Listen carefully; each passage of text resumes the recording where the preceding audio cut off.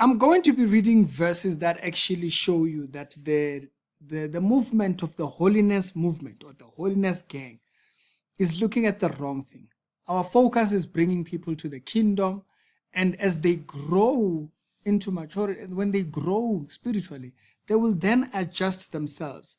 The center is coming to Jesus. The center is not changing the clothes. The center is bringing people to Jesus. I'll show you other verses that actually show you this. You'll remember there is a very famous story in the Bible of the woman who was caught in the act of adultery. Now, that story right there should tell you something concerning this movement. And the Pharisees brought a woman who was caught in the act of adultery. Now, what does that tell you? There is potential that this woman was not even properly dressed.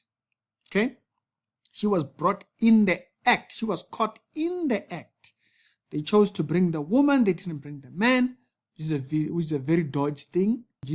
This woman was caught in the act of adultery, and according to the law of Moses, she must be stoned. What do you say?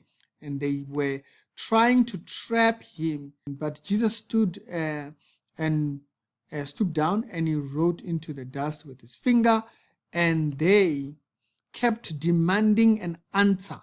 So he stood up. All right, let the one who is without sin throw the first stone. And the Bible says that they threw down their stones and they walked away, because then he stooped back down and then he wrote on the ground. I want to show you something concerning this verse. And then it says, when the accusers heard this, they slipped away one by one, beginning from the older, because that's how, which is opposite to how the judge, you dealt with judgment, basically. So when they were casting votes or doubts, or when they were casting votes or judgment, what they would do is they would have the kids or the younger one, not kids necessarily, but they will have the younger ones vote first so that they are not influenced by the older, right? Older, which then leads to say, if the older don't think they are innocent, that's very interesting. So bear in mind, the Pharisees are in a position where they could say, I'm properly dressed. She's not. I'm in the right. He's not. And Jesus says, you guys who are throwing the stones, or who are ready to throw the stones, because they were already holding the stones, he says, if any of you guys is innocent. So this tells you, even in their perfectly clothed, they were still not innocent.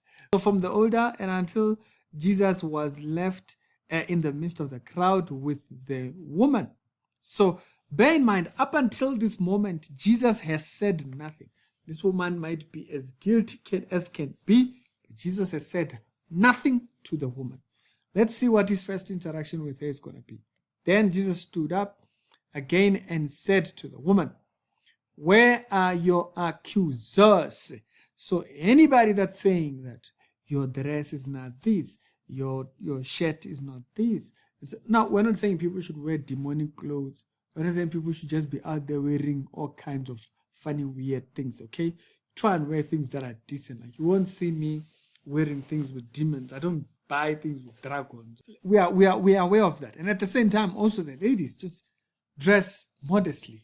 Dress in a way that it's not drawing attention to you when the person should be focused on thinking. You get it, right? And so once we are done with that conversation, now let's deal with this, right? You notice then, this is the first time he's talking to her. He said he stood up, and then he said to the woman, where are your accusers? Where are the people that are saying you are in the wrong?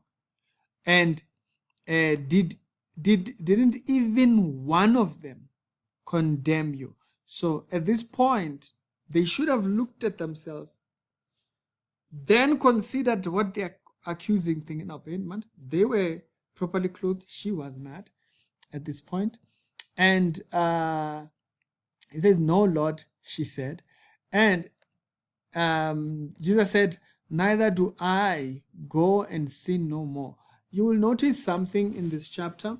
You know, when you think about this account and you go back to like chapters like 2 Corinthians chapter number 5, basically. 2 Corinthians chapter number 5, verse number 1 and 2, it says, now, we know that if the earthly tent we live in is dismantled. We have a building from God, an eternal house in heaven, not built by human hands. For in this temple we groan, longing to be clothed according to the heavenly dwelling. So our focus isn't in this one. We groan towards that one. Our groaning is that one, because when we are clothed, we will not be naked. So okay, it sounds like it's logical. Like, yeah, of course, when you are clothed, you won't be naked. So what's the big deal? But that's not what he's saying. What he's saying is, you see, right now we see nakedness. Right now we don't have a right perspective of nakedness. You see it in Adam and Eve. There is this when the vulnerability is it's unveiled, they run around trying to fit in leaves. Why? Because the vulnerability of being naked, as you might put it, so there exposes things that you feel only you should deal with by yourself. But then when he says this particular statement, it kind of tells you something. Because verse 3, because when we are clothed, we will not be ashamed. So he's not talking about here. I mean, like, okay, now we are dressed, Paul. What do you mean? But he's talking about the right clothing is when we are standing before God. You see, so this is the mindset we ought to have. As a believer, we are bringing people who are broken, in error. The first thing that you should bring people to when they become born again, it's not run and go buy a skirt. The first thing we should bring people to is, this is the one who has found your innocence record. He gave himself to present your innocence record. You see, everybody is an accuser. Everybody. Doesn't matter who. Everybody is an accuser. But he says, I do not cast aspersions on you. I do not condemn you. Go and sin no more. Everybody else looks at the clothes. He is looking at something else. It's important we see the clothing. Because remember, and this is where you see, when he asked the Pharisees, if any of you guys is without sin, throw the first stone. Nobody directly might have been able to point out their sin directly. It wasn't exposed at that time. But as vulnerable as she was, they too were as vulnerable as that. It only took that moment when they thought, I'm in the right, that they realized, wait a minute, I'm vulnerable as well. And so when we have the right perspective of being clothed, being that, the right perspective of being clothed according to that verse that we just read, okay? Because when we are clothed in heaven, because this is the clothing that we're talking about, we are groaning for this one. When we are clothed according to that, we will not be ashamed. But in this earth, what happens? We still have a vulnerability. That's what you see in the Pharisees. As far clothed as they were with all their robes and everything, and this woman is being here, maybe shameless, looking all kinds of ways, she also being in that particular position might have looked thinking, but you guys might might as well all be the same. You're all in a state of vulnerability. So right now, we all appear naked.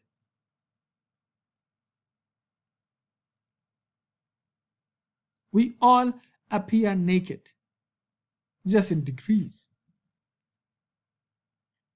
Okay. Now again, I need to reiterate this again. Someone will say, but so are you saying that people should? No, you just have a wrong kind of an ear. Understand something. The groaning, the thing, you see that verse concerning the groaning should tell you this is what we desire. We desire to be clothed. Right now we are not. That's why their sin was as open as day. They might have hid as far as they thought.